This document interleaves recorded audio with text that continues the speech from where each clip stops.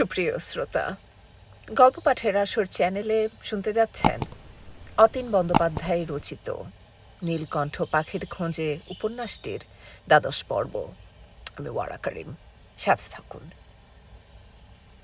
শীতকাল এলেই মানুষটা কিছুদিন যেন ভালো থাকে। ঠান্ডার জন্য মনীন্দ্রনাথ গায়ে র্যাপার জড়িয়েছেন, আগের মতো খালি গায়ে থাকছেন না। এমন করে ভালো হতে হতে একদিন হয়তো যথার্থই ভালো হয়ে যাবেন। তখন কোথাও দুজনে একসঙ্গে চলে যাবেন, কোনো তীর্থে অথবা বড় শহরে, অথবা সেই যে বলে না, এক মাঠ আছে, মাঠের পাশে বড় দিঘি আছে, দিঘিতে বড় বড় পদ্মফুল ফুটে থাকে। বড় বউ গ্রিক পুরাণের এই নায়ককে নিয়ে একদিন যথার্থই সেখানে চলে যাবে। মানুষটা ভালো হলে জলদানের নিমিত্তে কোনো জলছত্রের পাশে দাঁড়িয়ে থাকবে। তখন হয়তো দূরে কোথাও গির্জার ঘণ্টা বাজবে, পুরোহিতেরা মন্ত্র উচ্চারণ করবে।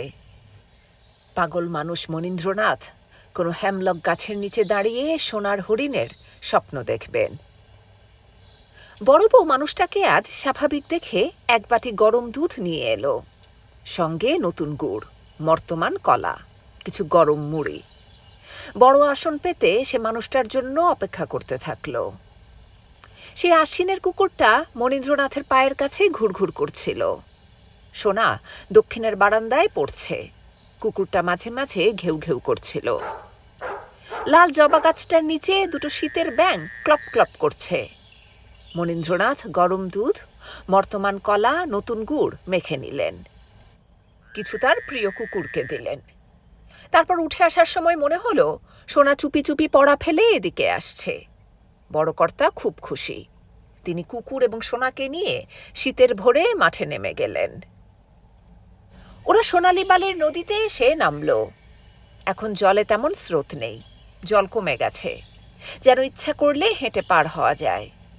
পাড়ের পরিচিত মানুষেরা সোনা এবং মনীন্দ্রনাথকে আদাব দিল। আশেপাশে সব মুসলমান গ্রাম, ওদের দেখেই নৌকা নিয়ে মাঝি এ পাড়ে চলে এলো। নৌকায় কুকুরটা সকলের আগে লাফিয়ে উঠেছে। সোনার অনেক দিনের ইচ্ছা কোনো ভোরে পাগল জ্যাঠামশাইয়ের সঙ্গে গ্রাম মাঠ দেখতে বের হবে। প্রতিদিন ক্রোশের পর ক্রোশ হেঁটে দুপুরে অথবা সন্ধ্যায় জ্যাঠামশাই ক্লান্ত সৈনিকের মতো বাড়ির উঠোনে উঠে আসেন। পায়ে তার বিচিত্র নদীনালার চিহ্ন থাকে। গরমে তরমুজ এবং শীতের শেষে আখের আঁটি সঙ্গে আনেন। সোনার কাছে মানুষটা বনবাসী রাজপুত্রের মতো। কত রকমের গল্প শোনার ইচ্ছা এই মানুষের কাছে। পাগল বলে অদ্ভুত অদ্ভুত গল্প শোনাতেন। নির্জন নিঃসঙ্গ মাঠ পেলেই বলতে থাকেন। পাগল বলে গল্পের আরম্ভও নেই, শেষও নেই। জ্যাঠামশাই বলতেন, পদ্মপুকুর যাবি? জ্যাঠামশাই বলতেন, ইলিশ মাছের ঘর দেখবি? তারপর কোনো উত্তর না পেলে বলতেন, রূপচাঁদ পক্ষী দেখবি? সোনা কোনো উত্তর করত না। উত্তর দিলেই বলবেন, গ্যাচ্চরাত শালা। তবু একবার সে খুব সাহস সঞ্চয় করে বলেছিল, আমি পঙ্খিরাজ ঘোড়া দেখমু, দেখাইবেন? মনীন্দ্রনাথের যেন বলার ইচ্ছা। তোমার পদ্মপুকুর দেখতে ইচ্ছা হয় না? ইলিশ মাছের ঘর দেখতে ইচ্ছা হয় না? রূপচাঁদ পক্ষী দেখো না? দেখো কেবল পঙ্খিরাজ ঘোড়া। পঙ্খিরাজ ঘোড়া একটা আমারও লাগে, পাই কোথা? বলে সোনার দিকে অবাক চোখে তাকিয়েছিলেন। আজ আর সোনার কিছুতেই পঙ্খিরাজ ঘোড়ার কথা মনে হলো না। সে আজ পড়া ফেলে চলে এসেছে।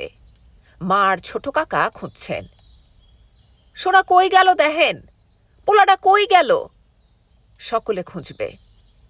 সোনার ভারী মজা লাগলো। মা ওকে ফতিমাকে ছুঁয়ে দেবার জন্য মেরেছে।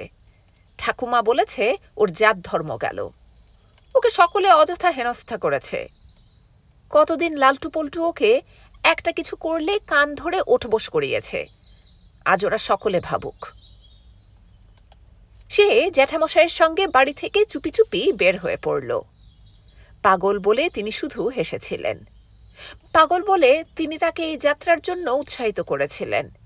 যেন বলেছিলেন, কোথাও না কোথাও পঙ্খিরাজ ঘোড়া আকাশে উড়ে বেড়ায়, কোথাও না কোথাও শঙ্খের ভিতর শঙ্খকুমার পালিয়ে থাকে, আর কোথাও না কোথাও ঝিনুকের ভিতর চম্পকনগরের রাজকন্যা সাপের বিষে ঢলে আছে।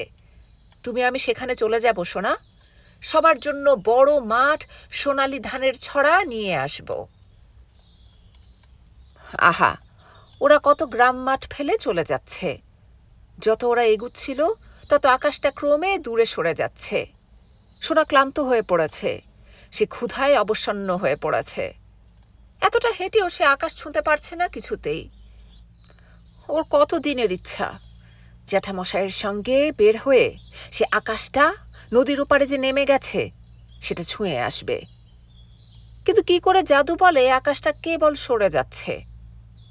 কিছু পরিচিত লোক এই নাবালক শিশুকে পাগল মানুষের সঙ্গে দেখে বিস্ময়ে বলে উঠল, সোনাবাবু, আপনি জ্যাঠামশাইয়ের লগে কোনখানে যাইতেছেন? হাঁটতে কষ্ট হয় না? সোনা খুব বড় মানুষের মতো ঘাড় নাড়িয়ে বলল, না। কিন্তু মনীন্দ্রনাথ বুঝতে পারছেন সোনা আর যথার্থই হাঁটতে পারছে না। তিনি ওকে কাঁধে তুলে নিলেন। এখন সূর্যের উত্তাপ প্রখর, ঘাসের মাথায় আর শিশির পড়ে নেই, সূর্য মাথার উপর উঠে গেছে। এ সময় ওরা কোথাও যেন ঘণ্টা বাজছে এমন শুনতে পেল। সোনার মনে হলো বুঝি সেই পঙ্খিরাজ ঘোড়া। সে হাততালি দিয়ে বলে উঠল, জ্যাঠামশাই, পঙ্খিরাজ ঘোড়া। আশ্বিনের কুকুরটা সহসা চলতে চলতে থেমে পড়ল। সে কান খাড়া করে শব্দটা শুনল। শব্দটা এগিয়ে আসছে। মনীন্দ্রনাথের এখন বাড়ি ফেরার কথা মনে পড়ছে। সেই ঘণ্টাধ্বনি শুনেই বুঝি বাড়ি ফেরার কথা মনে পড়ে গেল। ডান দিকে একটা দীর্ঘ বন। বনের ভিতর দিয়ে হাঁটলে ফের সেই সোনালি বালির নদী পাওয়া যাবে। নদীর পাড়ে তরমুজ ক্ষেত।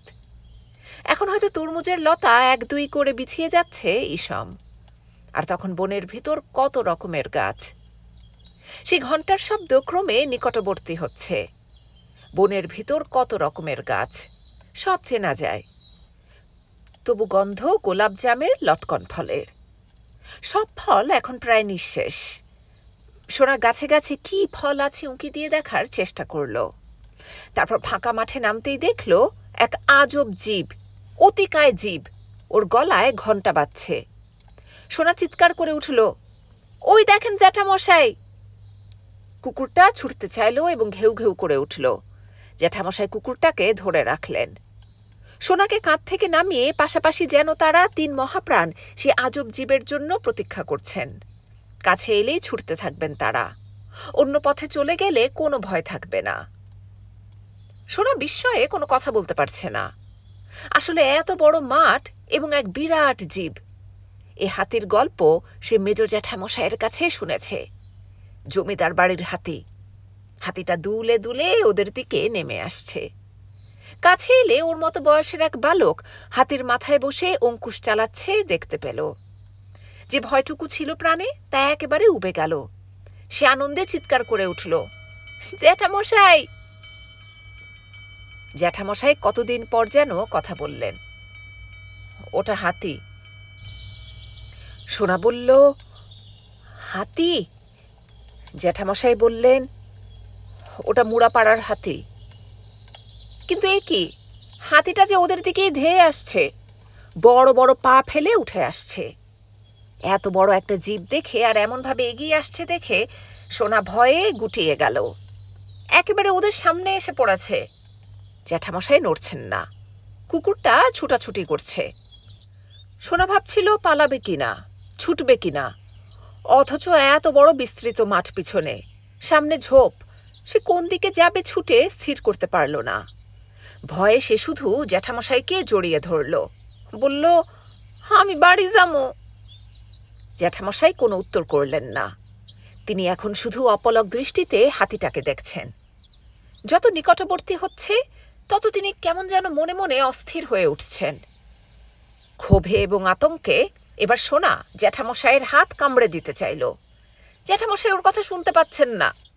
সে বলল, আমি মার কাছে যাবো বলে কাঁদতে থাকল। কিন্তু আশ্চর্য, হাতিটা ওদের সামনে এসে চার পা মুড়ে বসংবদের মতো বসে পড়ল। মাহুত জ্যাঠামশাইকে সেলাম দিল। তারপর হাতিটাকে বলল সেলাম দিতে। হাতিটা সুর তুলে সেলাম দিল। জসিমের ছেলে ওসমান সামনে বসে, জসিম পিছনে। সে বলল, আসেন কর্তা, হাতির পিঠে চড়েন, আপনাকে বাড়ি দিয়ে আসি। ওরা এত দূর এসে গেছেন যে জসিম পর্যন্ত বুঝতে পারছিল বেলাবেলিতে পাগল মানুষ এই নাবালককে নিয়ে ঘরে ফিরতে পারবেন না। সে তাদের পিঠে তুলে নিল। সোনা হাতির পিঠে বসে মেজ জ্যাঠামশাইয়ের কথা মনে করতে পারছে। তিনি মুড়াপাড়া থেকে বাড়িতে এলেই এই হাতির বিচিত্র গল্প করতেন। হাতিতে চড়ে একবার ওরা শীতলক্ষা নদী পার হয়ে কালীগঞ্জে যেতে এক ভয়ঙ্কর ঝড় এবং একটা গাছ উপড়ে এলে এই হাতি গাছ রুখে মেজ জ্যাঠামশাইকে মৃত্যু থেকে রেহাই দিয়েছিল। সোনার এসব মনে হতে হাতির জন্য মায়া হতে থাকল। এখন তার মনে হচ্ছে হাতির পিঠে চড়ে সামনের আকাশ অতিক্রম করে চলে যেতে পারবে। হাতিটা হাঁটছে, গলায় ঘণ্টা বাজছে, পিছনে আশ্বিনের কুকুর। কুকুরটা পিছনে পিছনে ছুটে ছুটে আসছে। কত গ্রাম, কত মাঠ ভেঙে, ঝোপ জঙ্গল ভেঙে ওরা হাতির পিঠে, যেন কোনো এক সওদাগর বাণিজ্য করতে যাচ্ছে। সপ্তডিঙায় 700 মাঝির বহর, সোনা যুদ্ধ জয়ের মতো ঘরে ফিরছে। জসিম সোনাকে বলল, কখন আপনারা বাইরে ছিলেন? সোনা বলল, সেই ভোরবেলা। মুখ তো আপনার শুকাইয়া গেছে। ক্ষুধা লাগছে, কিছু খাই নাই। খাইবেন? বলে জসিম পাকা পাকা প্রায় দুধের মতো সাদা গোলাপজাম কোঁচড় থেকে তুলে দিল। মিষ্টি এবং সুস্বাদু গোলাপজাম। সোনা প্রায় খাচ্ছিল কি গিলে ফেলছিল বোঝা দেয়। তখন হাতিটাকে দেখে কিছু গায়ের নেড়ি কুকুর চিৎকার করছিল, কিছু আবাদি মানুষ বাবুদের হাতি দেখছিল। মুড়াপাড়ার হাতিটাকে নিয়ে জসিমউদ্দিন প্রতি বছর এই অঞ্চলে ঠিক হেমন্তের শেষে শীতের প্রথম দিকে চলে আসে। বাড়ি বাড়ি হাতি নিয়ে জসিম খেলা দেখায়।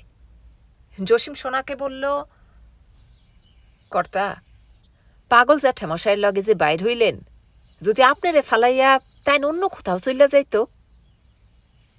যায় না, জ্যাঠামশাই আমারে খুব ভালোবাসে। জসিম বলল, পাগল মানুষের লগে বাইর হইতে ডর লাগে না? সোনা বলল, না, লাগে না। জ্যাঠামশাই আমারে লইয়া কতখানি চইলা যায়। একবার হাসান বীরের দরগায় আমারে রাইখা আসছিল না জ্যাঠামশাই?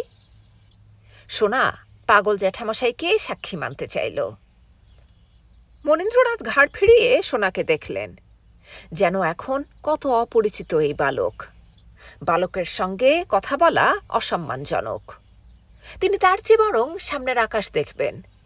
আকাশ অতিক্রম করে আরও দ্রুত চলে যাওয়া যায় কি না, অথবা যদি তিনি আকাশ অতিক্রম করে চলে যেতে পারেন, সামনে এক বিরাট দুর্গ পাবেন, দুর্গের ভিতর পলেন।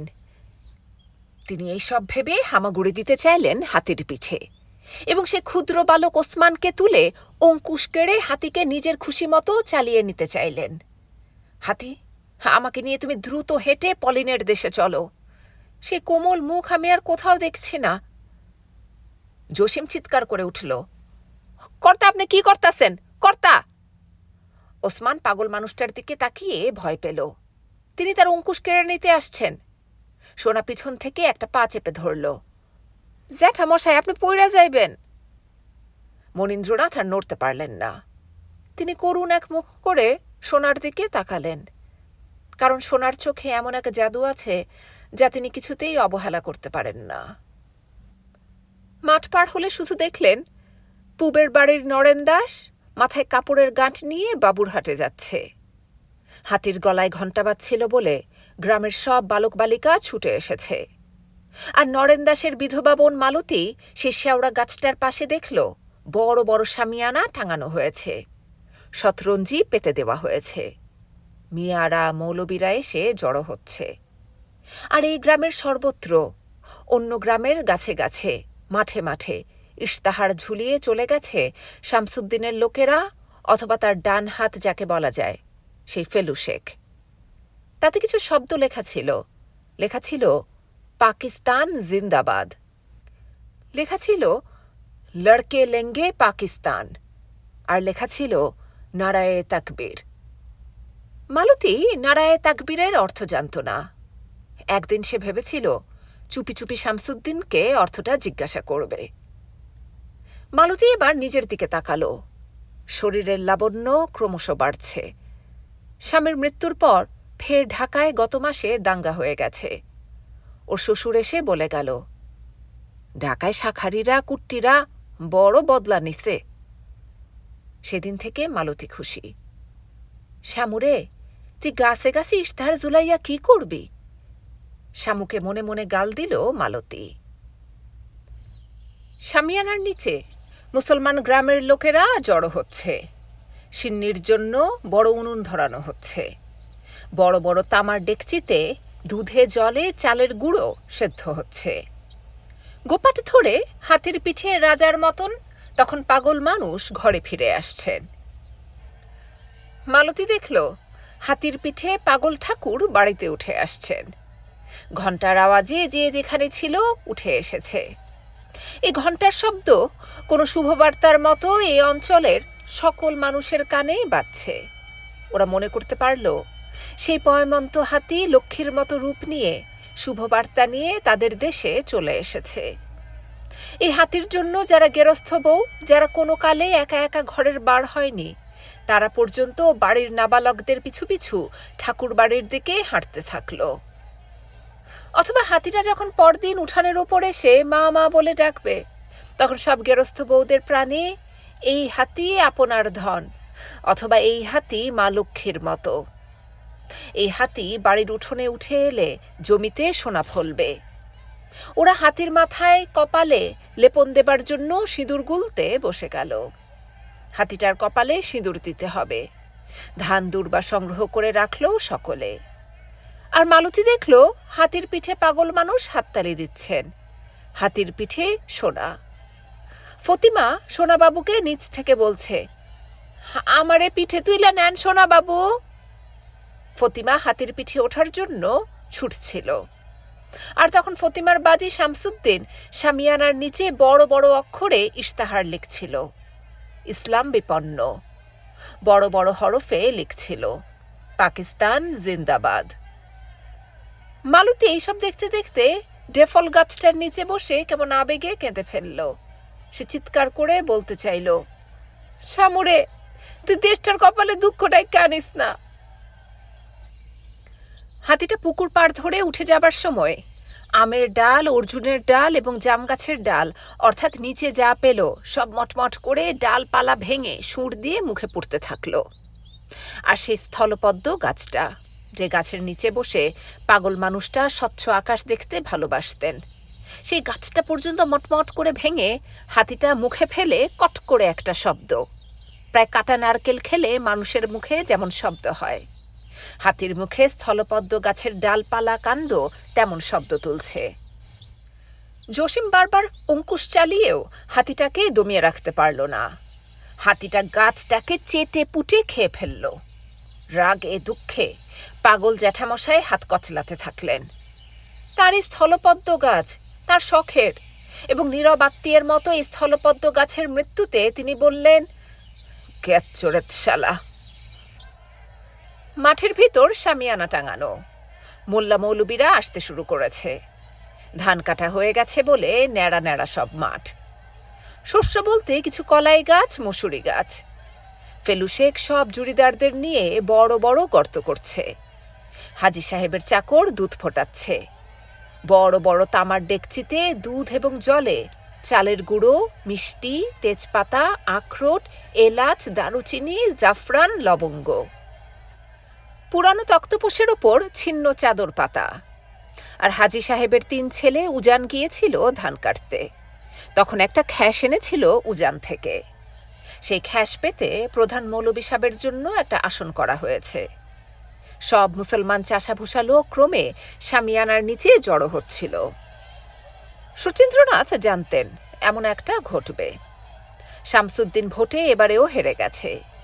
লীগের নাম করে এবারেও সে মুসলমান চাষাভুষা লোকের সব ভোট নিতে পারেনি। শচীন্দ্রনাথ কংগ্রেসের পক্ষ থেকে দাঁড়িয়ে এবারেও ইউনিয়নের প্রেসিডেন্ট হয়ে গেলেন। সুতরাং তিনি এমন একটা ঘটনা ঘটবে জানতেন। শামসুদ্দিন ঢাকা গিয়েছিল। শাহাবুদ্দিন সাহেবের আসার কথা। এত বড় একটা মানুষ আসবে এদেশে। একবার ওরও ইচ্ছা ছিল শামিয়ানার নিচে গিয়ে দাঁড়াতে, কিন্তু গোটা ব্যাপারটাই ধর্মীয় করে রেখেছে। বোধহয় নিমন্ত্রণ করলেও তিনি যেতে পারতেন না। হাতিটা পুকুর পাড় ধরে উঠে আসার সময় তিনি এসব ভাবছিলেন। জসিম হাতিটাকে এখন উঠোনে তুলে এনেছে। হাতিটা কাছে এলে তিনি বললেন, জসিম, ভালো আছো? আসি কর্তা। জসিম হাতিটাকে সেলাম দিতে বলল। মাইজাদা ভালো আছেন? জসিম একটু নুয়ে বলল, হুজুর ভালো আছেন। অনেকদিন পর এদিকে আইলা? আইলাম, আপনাকে দেখতে ইচ্ছা হইল, চলে আইলাম। বাবুরা বুঝি এখন বাড়ি নাই? না, বাবুরা ঢাকা গেছে। সোনাকে এবার ছোট কাকা বললেন, আরে সোনা, তোর ক্ষুধা পায় না? ওরে নামাইয়া দে জসিম। ওর মায় তো গালে হাত দিয়া ভাবতাছে পোলাটা গেল কই। হাতিটা পা মুড়ে বসে পড়ল। সোনা নেমে গেল। গ্রামে এখন এই হাতির জন্য উৎসবের মতো আনন্দ। জসিমের ছেলে ওসমান নেমে গেল। সবাই ভিড় করে দাঁড়িয়ে আছে। জসিম পাগল মানুষটার দিকে তাকিয়ে বলল, কর্তা, নামেন। পাগল মানুষ তিনি, এই কথায় শুধু হাসলেন। তিনি নেমে যাওয়ার বিন্দুমাত্র চেষ্টা করলেন না। এই হাতি তার প্রিয় স্থলপদ্ম গাছ খেয়ে ফেলেছে। তিনি ক্ষোভে জ্বলছেন। গাছের নিচে বসলেই তিনি জাহাজের সেই অলৌকিক শব্দ শুনতে পেতেন। কাপ্তান মাস্তুলে উঠে নিশান ওড়াচ্ছে। জাহাজটা পলেনকে নিয়ে জলে ভেসে গেল, আর হাতিটা সেই স্মৃতিসহ স্থলপদ্ম গাছটা চেটে পুটে খেয়ে এখন চোখ বুজে আছে।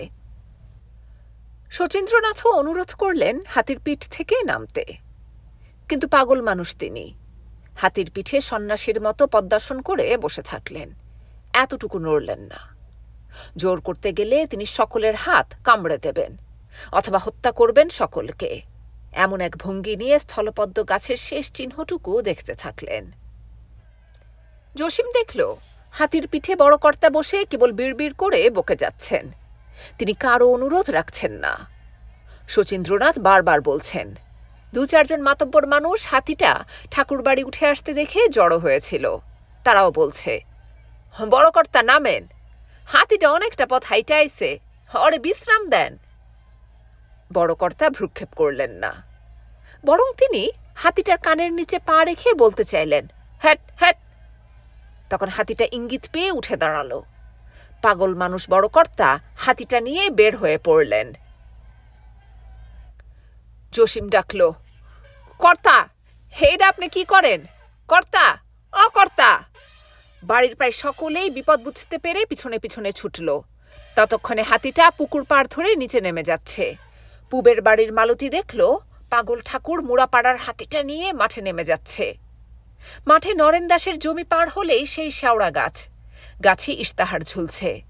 গাছে গাছে শামসুদ্দিন ইশতাহার ঝুলিয়ে সে এক বাক্য বলছে, ইসলাম বিপন্ন, পাকিস্তান জিন্দাবাদ, লড়কে লেঙ্গে পাকিস্তান, অথবা নারায়ে তাকবীর, এবং এমন সব অনেক কথা লেখা আছে যা মালতীর দুচোখের বিষ। মালতীর চিৎকার করে বলার ইচ্ছা, শামুরে, তোর ওলা ওঠা হয় না কেন? তখন হাতিটা নরেন দাসের জমি পার হয়ে মাঠের ওপর দিয়ে ছুটছে। পিছনে ছোট ঠাকুর, জসিম, জসিমের পুত্র ওসমান ছুটছে। গ্রামের কিছু ছেলে বুড়ো ছুটছে।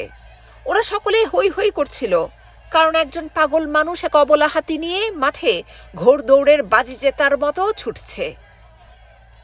কিছু দূর গেলে শামসুদ্দিনের শামিয়ানা টাঙানো মণ্ডপ। মণ্ডপের বাইরে খোলা আকাশের নিচে বড় বড় ডেকচি। ফেলু সিন্নি চড়িয়েছে। মৌলবী সাহেব আজান দিয়ে এইমাত্র মঞ্চে উঠে নামাজ পড়ছেন। যারা দূর গাঁ থেকে সভায় ইসলাম বিপন্ন ভেবে সিন্নির স্বাদ নিতে এসেছে, অথবা ইসলাম এক হও, এবং এই যে কাফের জাতীয় মানুষ যাদের পায়ের তলায় থেকে সংসারের হাল ধরে আছি, এই জাতি তোমাদের কি দিয়েছে? জমি তাদের, জমিদারি তাদের, উকিল বলো, ডাক্তার বলো, সব তারা। কি আছে তোমাদের? নামাজ পড়ার পর এই ধরনের কিছু কিছু উক্তি, যা রক্তে উত্তেজনার জন্ম দেয়। মানুষগুলি কান খাড়া করে মৌলভী সাহেবের, বড় মিয়ার এবং পরাপরদের বড় বিশ্বাসের ধর্মীয় বক্তৃতা শোনার সময় পেছনে ফেলু শেখের চিৎকারে একে অন্যের ওপর ছিটকে পড়ল। সে ঠাকুর বাড়ির পাগল ঠাকুর এক মত্ত হাতি নিয়ে এদিকে ছুটে আসছে। সবাই হৈ হৈ করতে থাকলো। তিনি পাগল মানুষ, হাতি অবলা জীব। সারাদিনের পরিশ্রমের পর হাতিটা বুঝি ক্ষেপে আছে। হাতিটা পাগলা হাতির মতো সুর উঁচু করে চিৎকার করতে করতেই সে শামিয়ানার ভিতর ঢুকে সব লণ্ডভণ্ড করে দিল। ফেলু তামার বড় ডেকচিগুলির পাশে লুকিয়েছিল। ভিতরে দুধে জলে চালের গুঁড়োতে টকবক করে ফুটছে। সে মত্ত হাতি ভিতরে ঢুকে গেলে সকলে নানাভাবে মাঠের ওপর দিয়ে ছুটছে। সকলে দৌড়ে দৌড়ে নিজের প্রাণ রক্ষা করছে। শামসুদ্দিন আতঙ্কে ভাঙা তক্তপোষের নিচে লুকিয়ে পড়ল। ফেলু পালাচ্ছিল। পালাতে গিয়ে হাতিটার একেবারে সামনে পড়ে গেল। হাতিটা সহসা ওকে সুড়ে জড়িয়ে ধরল এবং ধরার জন্য একটা হাত ভেঙে গেল। সকলে চিৎকার করছে দূরে, কেউ কাছে আসতে সাহস পাচ্ছে না, হায় হায় করছে। একটা মানুষ হাতির পায়ের নিচে বুঝি শেষ হয়ে গেল। মনীন্দ্রনাথ হাতির পিঠে বসে গালে হাত দিয়ে হাতি কতটুকু কি পারে যেন এমন কিছু দেখছিলেন, যেন তিনি ভাবে মগ্ন। হাতির পিঠে চড়ে বেশ তামাশা দেখা যাচ্ছে, যেন যেন এমনই হওয়া উচিত ফেলুর। পাগল ঠাকুর এবারে ফের হাতির কানের নিচে পা দিয়ে খোঁচা মারতে সে একান্ত বশংবদের মতো ফেলুকে মাটির ওপর পুতুলের মতো দাঁড় করিয়ে দিল। সঙ্গে সঙ্গে তিনি হাতিটাকে এই স্থান কাল পাত্র পরিত্যাগ করে চলে যেতে বললেন। আর হাতিটাও স্থান কাল পাত্র পরিত্যাগ করে মাঠের ওপর দিয়ে ছুটতে থাকলো।